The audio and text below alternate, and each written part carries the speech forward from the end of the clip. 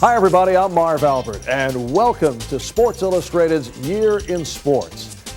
Well, 1995 was a year of an impossible streak and two improbable sweeps. It was a year pro football turned Los Angeles back into a desert, only to have the Bruins restore the bloom. And just when you thought it couldn't get any better, here comes Mr. Jordan. It was a year that posed the question, suppose they played a baseball game and nobody came. It was another bad year for boxing's image, while a bicycle race in France had them singing in Lorraine. It was a year of rising stars and fallen angels, a year of lions and tigers and raptors. Oh my. In short, it was a year, well, just like this.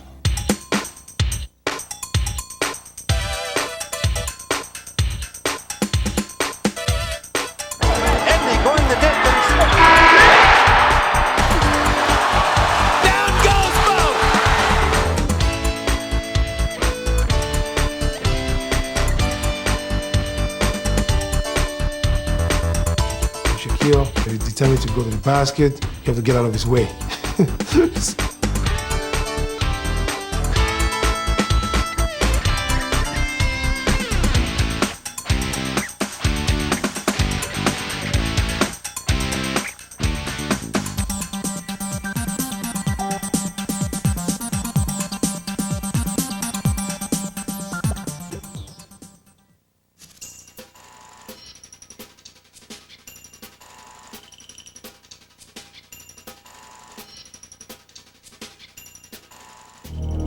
For Nebraska coach Tom Osborne, a visit to the Orange Bowl in January is no vacation. If the locals don't ruin the trip, there's always a hurricane waiting offshore ready to do the damage. Tom Osborne has been very uniformly unsuccessful at the Orange Bowl. It's got to be the worst place in the world for him to go into. In a season dubbed unfinished business, Nebraska husked their first four opponents with little difficulty. But when a blood clot forced starting quarterback Tommy Frazier out of the lineup, backup Brooke Berringer led the Cornhuskers to an amazing undefeated run and a year of close calls for anyone who strapped on a pad. On its way. It's good.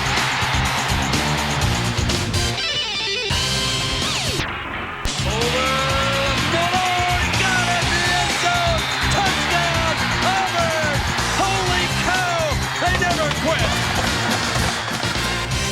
Despite a 7-0 start, the Huskers dropped to third in the polls behind number 2 Colorado and the other team that would lay claim to a national title, the Nittany Lions of Penn State. Basically, we start off with the idea we'd like to win a national championship, and we're going to try as hard as we can to win the national championship.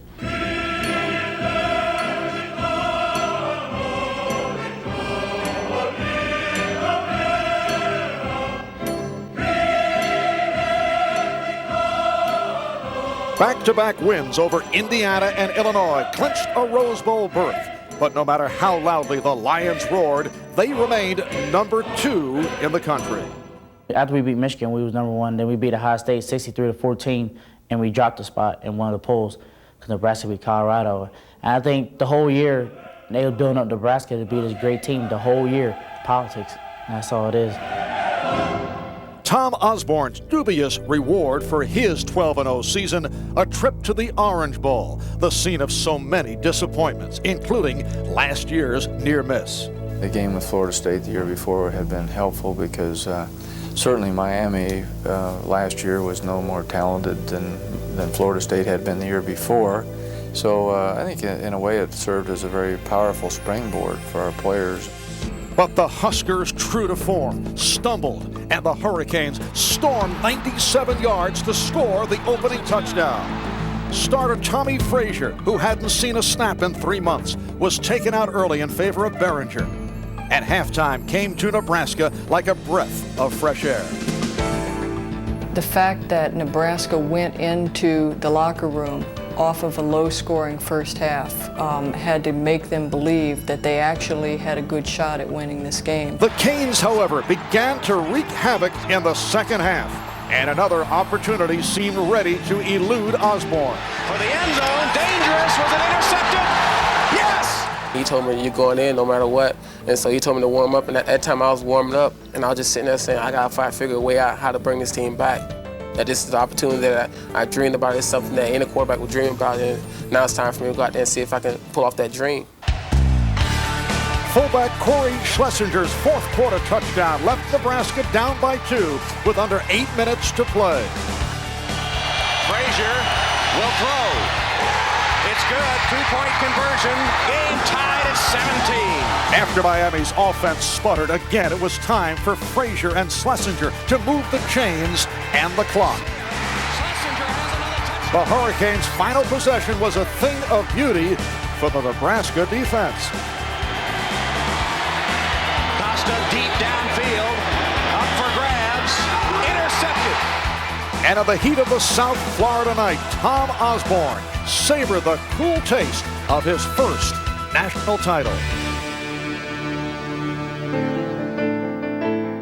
There's nothing we could do about what Nebraska had done against Miami. Our job was to come out here, represent the Big Ten and Penn State, and prove to people that we had a legitimate right to the national championship. Hey, we're number one. You got to give us at least one of them. You got to get at least one of the polls. We're number one. We're number one. One of them. At least one of them. We're number one. Despite the bravado, the Nittany Lions knew that whatever they accomplished in the Rose Bowl probably would not be enough to wrest the title from Nebraska. Shed no tears for Joe Paterno. Penn State is the school that wanted to join the Big Ten, and they cannot go out and meet Nebraska in the parking lot for a game of tag and settle it all. And if they could, I don't know if it'd be a better world.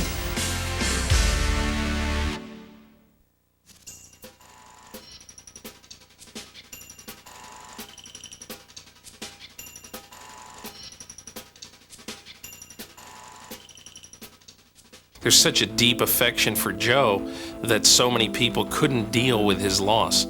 Steve's career in so many ways has been just trying to get out of Montana's shadow. The San Francisco 49ers know all about shadows. For 2 straight seasons, they found themselves eclipsed by the Dallas Cowboys in the NFC Championship game. And for Steve Young, there was the lingering shadow of Joe Montana's legend. In only the second week of the 75th NFL season, Young faced Montana for the first time since their famous separation. And Montana to throw, all alone, Valerio. Nobody followed up. To the big noise, and Young's going to get nailed in the end zone. Safety. And the student would bow to the master once more. The stories were no less compelling around the rest of the NFL, starting with Miami quarterback Dan Marino's amazing comeback from injury against New England's talented young quarterback Drew Bledsoe. Bledsoe off play action, back, fires wide open. The Patriots regain the lead. Shotgun, Marino throws deep downfield. It is caught by Fryer. Yes! Touchdown! Touchdown Dolphins! And the rush to postseason glory continued.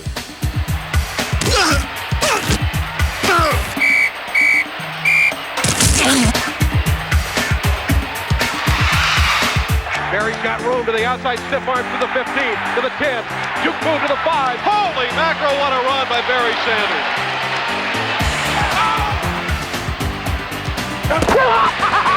Hell yeah!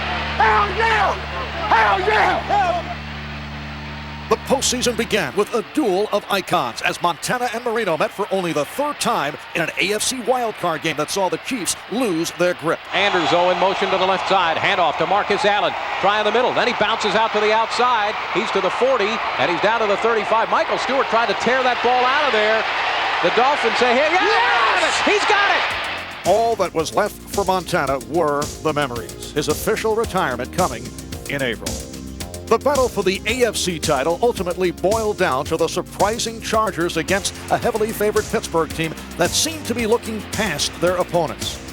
But Junior Seau, suffering from an injury that rendered his left arm ineffective, played the game of his life.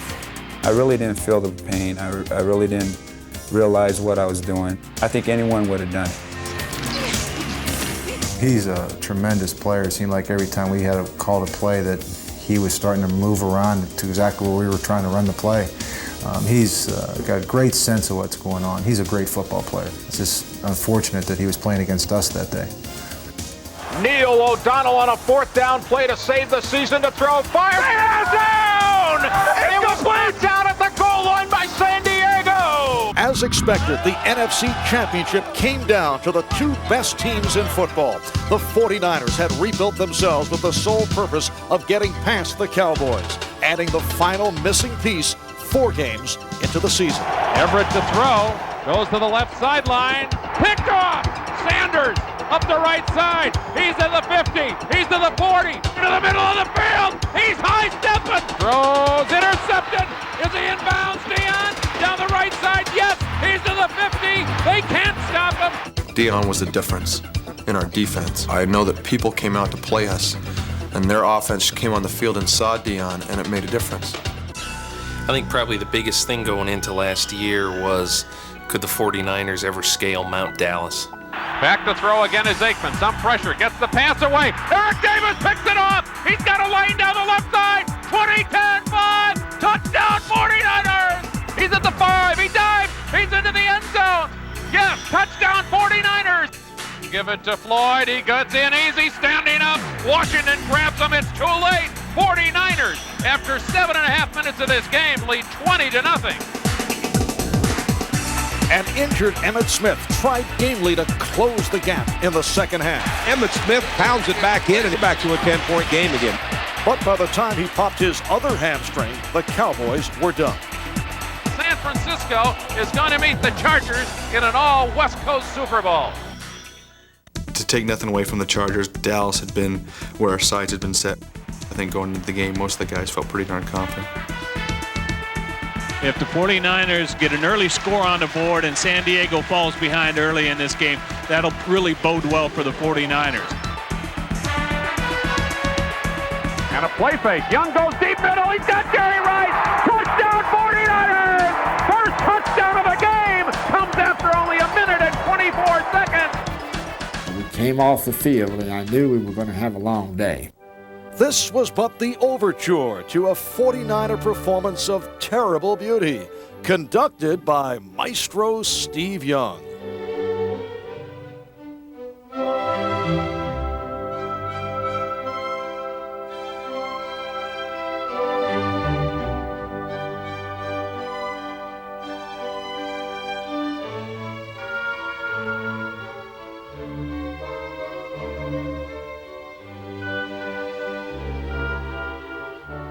There were certain things that had to be accomplished, and we really didn't get accomplished any of them.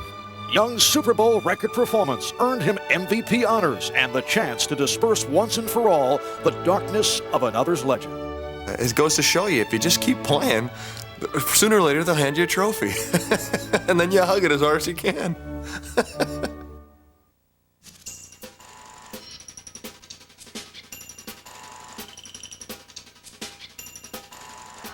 85 feet from the basket. Point 3 from the corner, no good. UConn has won the national championship.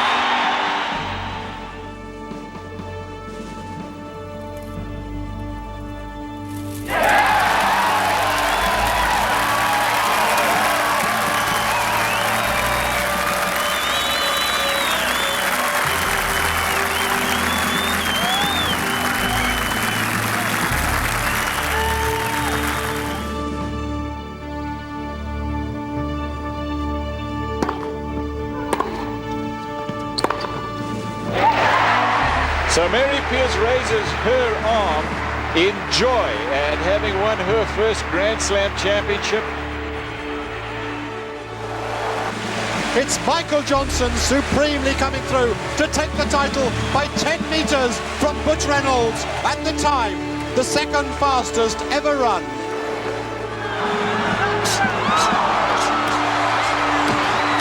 It is over. Roy Jones Jr. has defended his IBF junior middleweight title.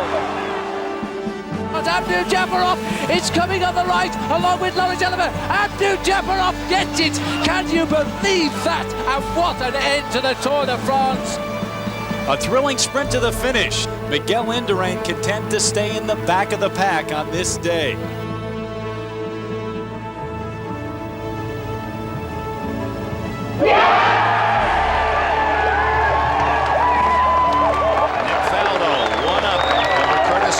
And Faldo has assured the fact that the USA can't win.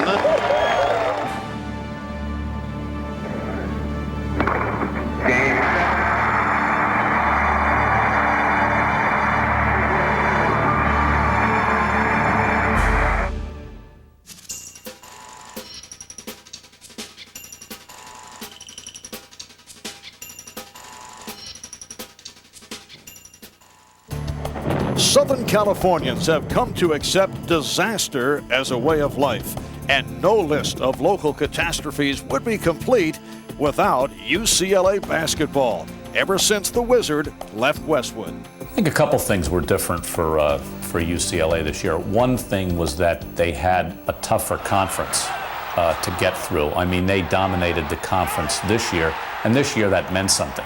But once the NCAA tournament began, every team faced the prospect of disaster on the way to Seattle.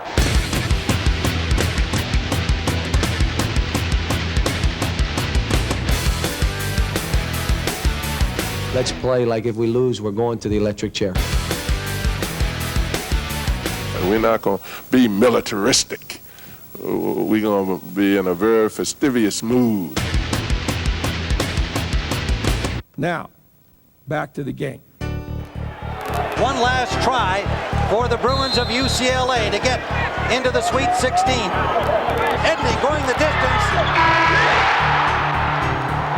I knew he would take it to the rim because they would not foul him.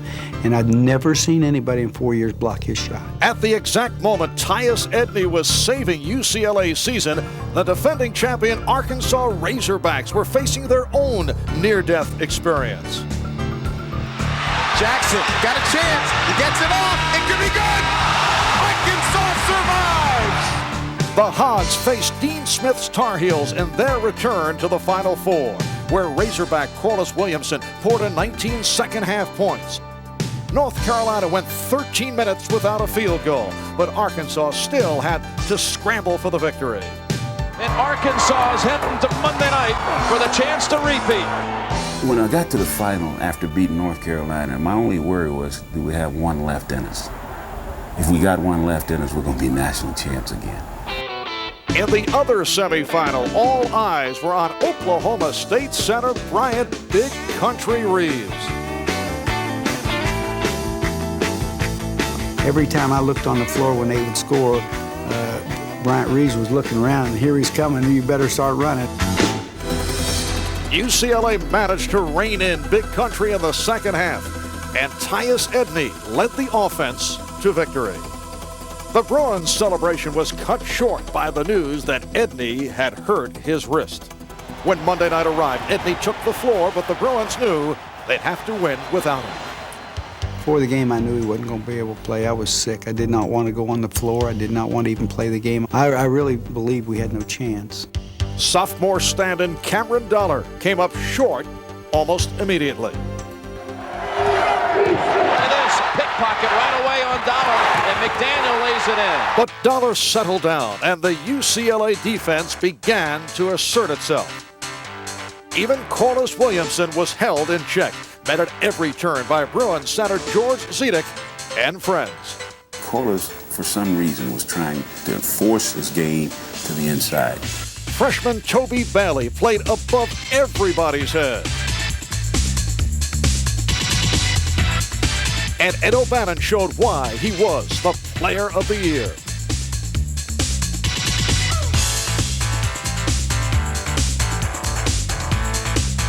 In that particular ball game, Ed O'Bannon was the man of the hour. Each time UCLA built a lead, Arkansas stormed back, but the pace of the game began to take its toll. I think the longer we played, it seemed the weaker we got. We had gone down the floor about 2 or 3 times, both teams without scoring, and at that moment I was a little concerned. I thought that if we could hang around, then that stigma of, boy, Arkansas, here they go. They're going to luck out again. But in the final moments, the Bruins stood up to the Hogs. under John Wooden's approving gaze, ending 2 decades of frustration. Make no mistake about it, it was a major victory for Jim Harrick. As big a victory, I think, as any coach had scored in the last decade in the NCAA tournament.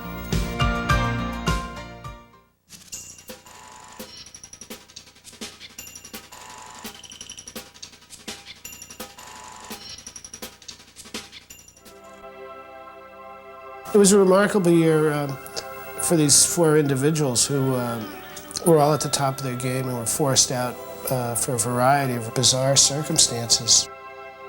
Michael Jordan, probably the preeminent athlete of our time, going through that strange romance with baseball.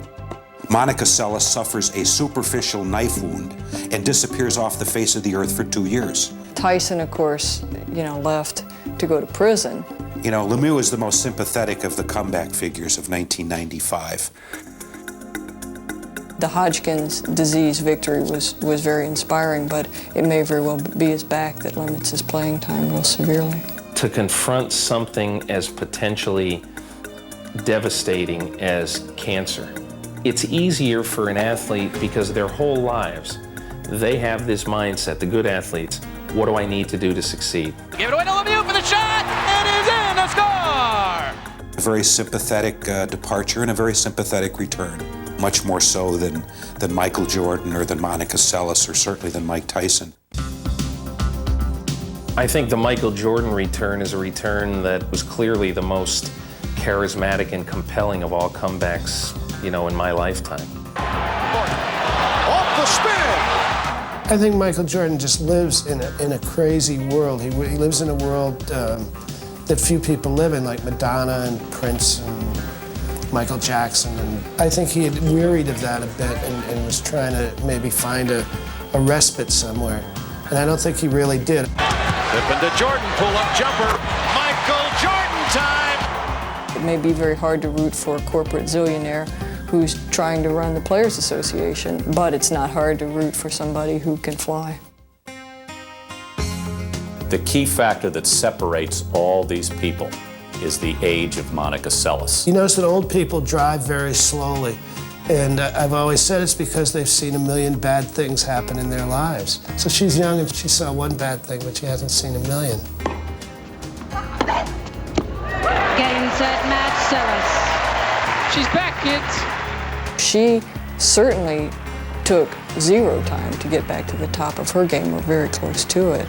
But obviously it did say something about women's tennis, that someone away that long could breathe through the tournament. And I have no doubt that the next Grand Slam tournament, I would pick Monica Seles. For every yin, there's yang. And for every, courageous return, there's also maybe a scurrilous return. You may feel that Mike Tyson is not a tremendously admirable individual, but that doesn't mean that he's not a beautiful boxer to watch. Mike Tyson believes he did nothing wrong, which, just gives me a chill. He's not only shown no remorse, but for some reason, and I don't understand this, he's gotten back with the same predators that he was with before he went in. I also will confirm that Don King will continue to promote my fight.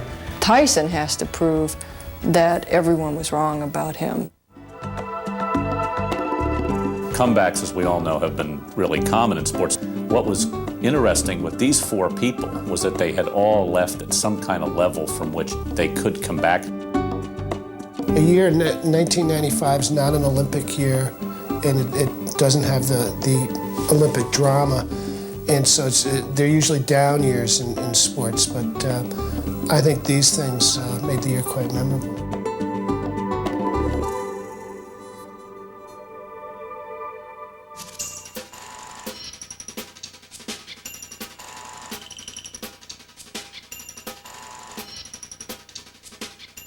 Matteau swoops in to intercept. Matteau behind the net. Swings it in front. He scores! Matteau! After a heartbreaking loss in '94, the New Jersey Devils had to wait through yet another labor dispute for their shot at redemption.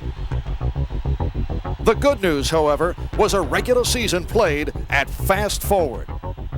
It's a lot of fun going through a quick season like that. a real get up and go. Don't trip and fall, or you're never going to get up in time for playoffs.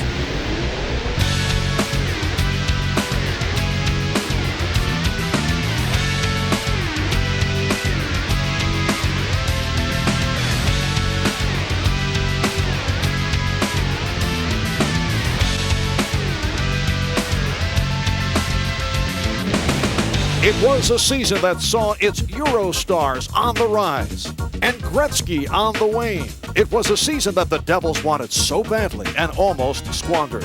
Coming in the playoffs, everyone said, well, forget this season, let's start the real season now. The Devils had fine-tuned a smothering trap defense to close out the season at the top of their game. But a high-octane Detroit team left the rest of the league in the rearview mirror. Scott Bowman did a fabulous job coaching the Red Wings this year. And he turned the Red Wings into a solid two-way hockey club.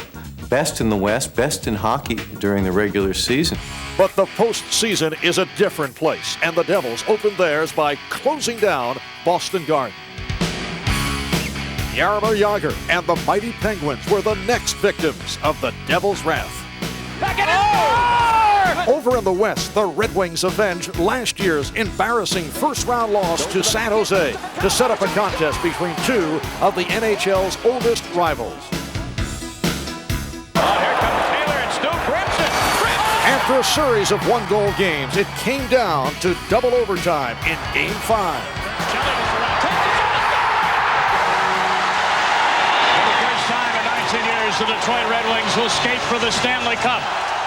In the Eastern Conference Finals, the Devils squeezed the life out of MVP Eric Lindros and his Legion of Doom, taking the first two games on the road. We had to change our style of game. They play a system where they take 5 guys and all play the same style, where they just smother you towards the boards, not giving you time and space to make plays. The Devils allowed the Flyers 2 road wins of their own, but Game 5 was back in Philly, where these road warriors liked it. I think that's the biggest game of the playoffs. I mean, if you go down 3-2, you got to win back-to-back. Lemieux with a shot, he scores! Claude Lemieux with a drive! 44 seconds left in the game, they score. That was, we win that game, I really thought we were going to the finals. But the Devils earned the trip, riding a wave of 11 postseason goals by a tenacious Lemieux, who scored only 6 during the regular season. Claude Lemieux is not a great hockey player. Claude Lemieux is a good hockey player who understood the moment. The finals opened in Detroit, where the Devils were treated to the catch of the day. It was disgusting. It stunk. Sushi aside, the fan favorite in this matchup was Detroit's come-out swinging offense over the counter-punching Devils. This series was not only a struggle between New Jersey and Detroit, really it was for hockey's soul.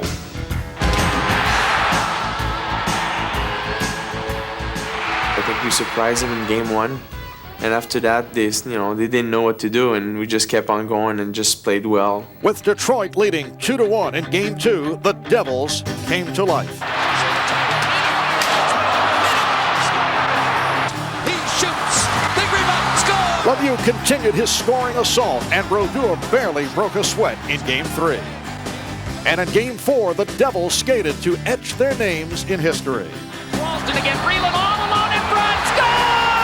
The Devils win the Stanley Cup! And in typical New Jersey style, they celebrated in a parking lot.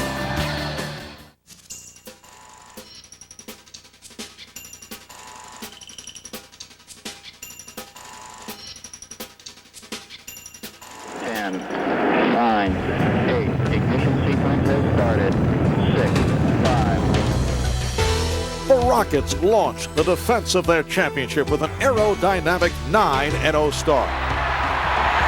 Boy, this Houston machine is working on all cylinders. But just as quickly, Houston drifted from orbit to obscurity. Houston, we've had a problem. With the Rockets lost in space, it seemed as if everybody had a chance at the NBA championship.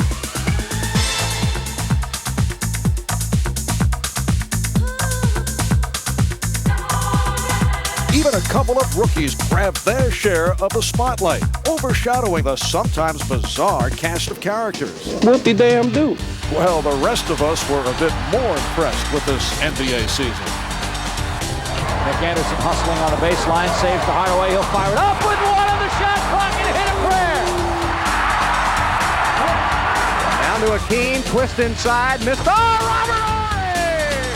Robert Horry! Taking us all by surprise, Michael Jordan returned to add another masterpiece or two to the collected works of his career. Jordan for the win. Jordan off the turnover.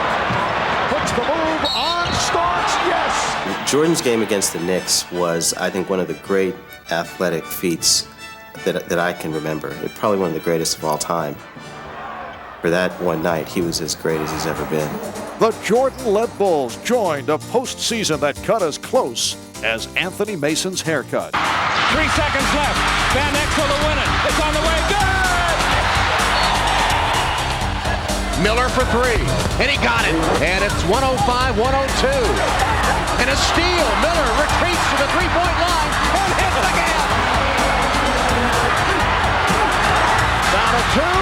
Ewing. Another hit, and it's all over. Once again, a frustrated group of elite veterans would go without a championship. But Clyde Drexler shed the weight of a controversial trade to keep his hopes alive. While Drexler chased his dream, Bulls defector Horace Grant led his new team against his former mates. And the no-look to Horace Grant! Horace Grant, the catch, the cut. Orlando's success continued against Indiana, despite coming up short in one of the wildest finishes in recent memory. Backs it up to go now against Dale Davis. Here's Brian Shaw for three! Miller taking the shot and hitting! Hardaway, now three. Here is the three-pointer. Yes! With 1 3/10 seconds to go. Gotta be a catch and shoot. Here it is. Smith with the catch and the shot.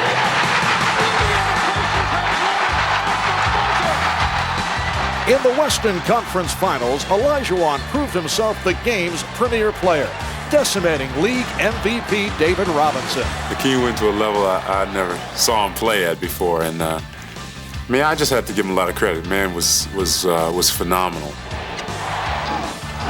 Akeem had never played better. He came out with some moves and some performances that, after all these years, I have to say, even surprised me.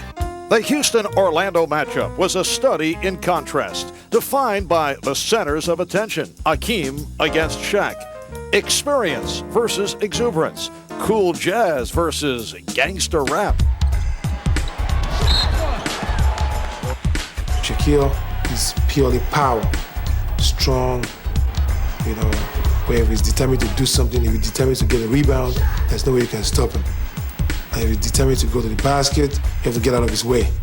Down by 20 points in Game 1, a trademark Houston rally brought the Rockets within 3 with seconds left. There were so many tests of character. There were so many times we were hanging from a branch, so close to elimination, but it all came down to this tremendous belief we have in ourselves. But Nick Anderson had a chance to put the game out of reach for Orlando. Anderson missing on both, but gets to the rebound and again draws the foul. And another miss by Nick Anderson. And he misses 4 straight. The Rockets take a timeout with 5 6/10 remaining. He's tied the game at 110. Drexler puts the move on Anderson. The finger roll, the tip by Olajuwon. It really shook Orlando to lose a game like that, and it told Houston that the role was continuing. I think right then, Houston knew it was going to win. Orlando had posed the question, why not us? Why not now? Over the next 3 games, each Houston player took turns providing the answer. While Olajuwon added the exclamation point with his 2nd straight Finals MVP award. I got to play against most of the all-time greats, Chamberlain, Jabbar, I have to say Akeem is right in there with all those guys. If not, on top of them, he has a chance to stand as the greatest basketball player of all time.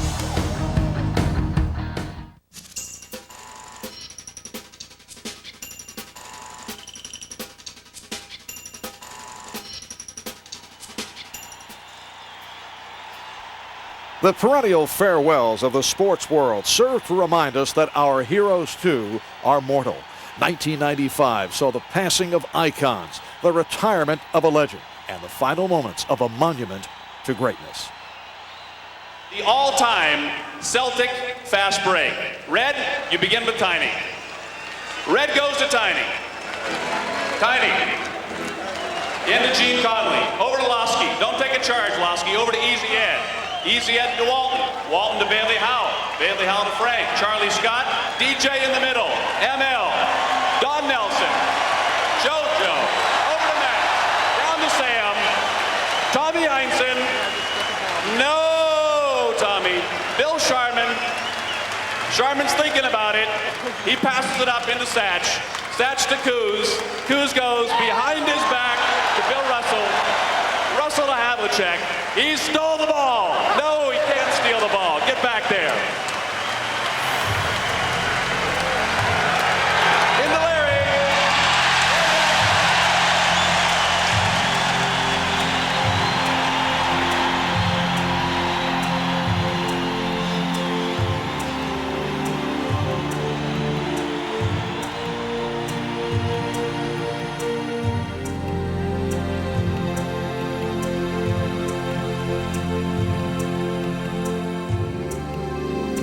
I thank you all again.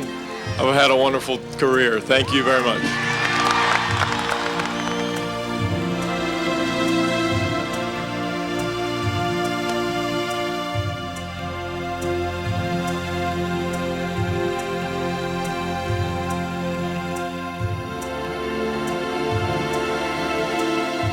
I'm not making excuses. I'm telling it like it is.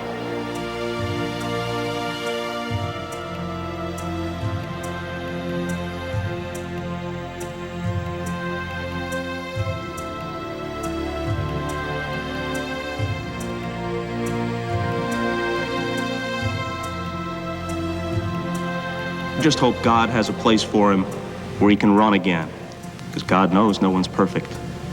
And God knows there's something special about heroes. So long, Mick.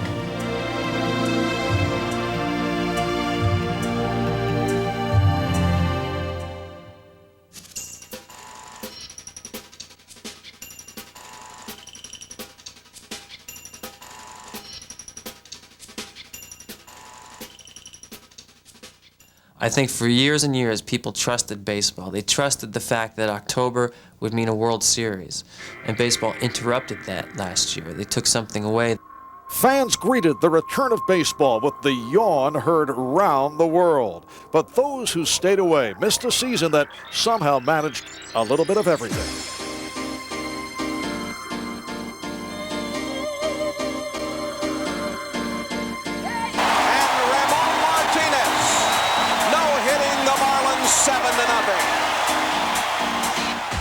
The one surprise that jumps out at me is the Boston Red Sox. I think during the course of the season, that team overachieved. In the National League, I'd have to say the Colorado Rockies were the surprise team. Here they were, third year in existence, and they're in the postseason.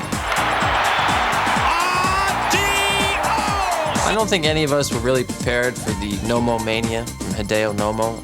I think that was a great thing for baseball. Prior All-Star Game appearances, the swing and the miss. I think everybody was glad to be back, and they were excited about what was going on, to be back on the field playing baseball. Hanging over it all was the threat of another work stoppage. And in fact, the game did halt once more, just long enough to celebrate a moment, and all that had been missing in sport. Ripped to left! Oh my goodness! He's done it again! This game is now in the books. It was just amazing to see the warmth and the love throughout baseball, and they weren't even there. I know if I had a day off that day, a bunch of the guys would have flown to to see that game because we really wanted to be there. But how many records can you break in a 144-game season? Somehow, Cleveland's Albert Belle found a way. This could be it. He went on the home run tear the second half, and he just kept hitting them like it was nothing. And once he started, he didn't stop. The only player ever to get 50 home runs and 50 doubles in the same season. Incredible. Who knows what he would have done with another 3 weeks. While purists scoffed at baseball's shortened season, a new playoff format, without it there wouldn't have been 4 postseason spots secured or lost on the last weekend of the regular season. Missing 2 would have been moments like these. And here comes Soho! Drive! Oh man, Tony Pena sends everybody home. To Edgar Martinez, swung on and lined down the left field line for a base hit. Here comes Joy. He hit a ball down the left field line, and he hit it, and I just said, I got to score. Be late, the Mariners are going to play for the American League Championship. But pitching counted too. The Reds, after averaging 5 runs a game in the regular season, could manage only 5 runs total against the Braves. We never expected to sweep the Reds. By doing that, that gave us some confidence in itself. Also confident was the best hitting club in baseball despite facing Seattle's intimidating big unit.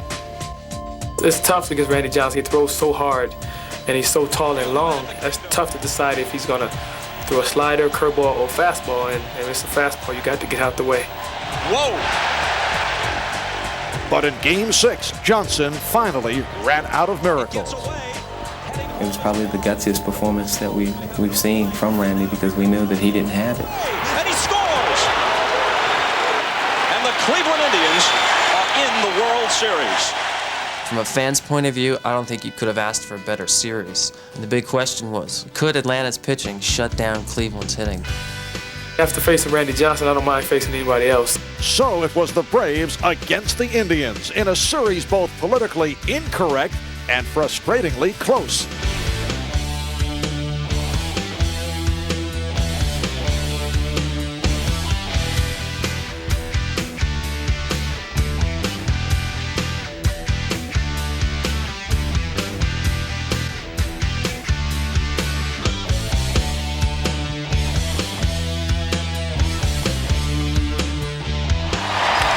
It's lined back through the middle to give the Indians the lead.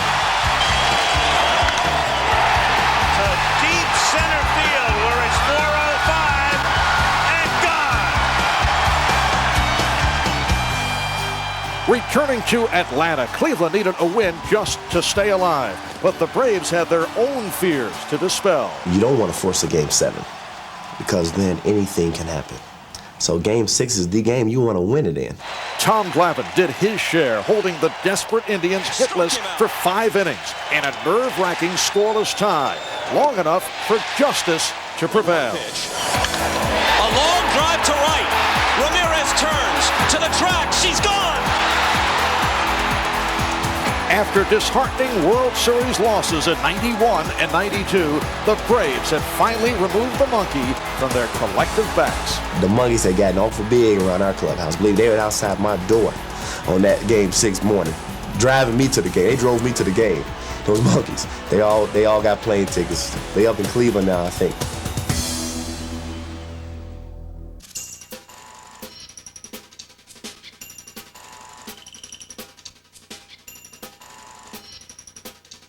'95 gave us the Breathe Right nasal strip, cold sushi in the Stanley Cup Finals, and more labor strife than we care to remember.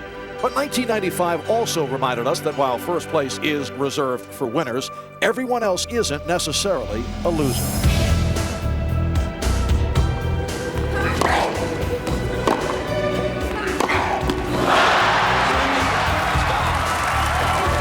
Times she's experienced a Grand Slam title now, but I don't know how many have been as emotional as this one.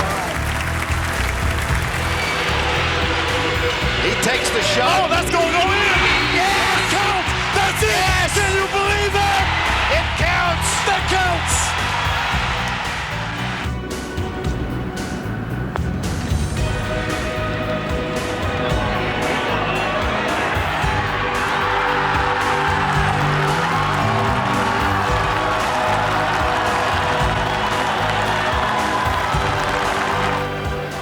1 pitch.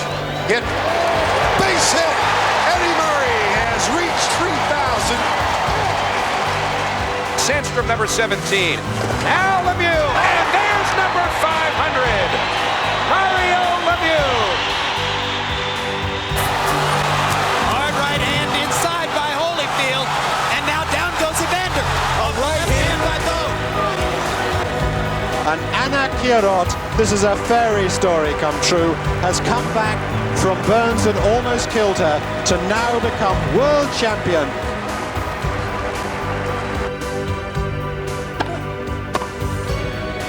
Pete Sampras, playing at a championship level, has won his 3rd consecutive Wimbledon.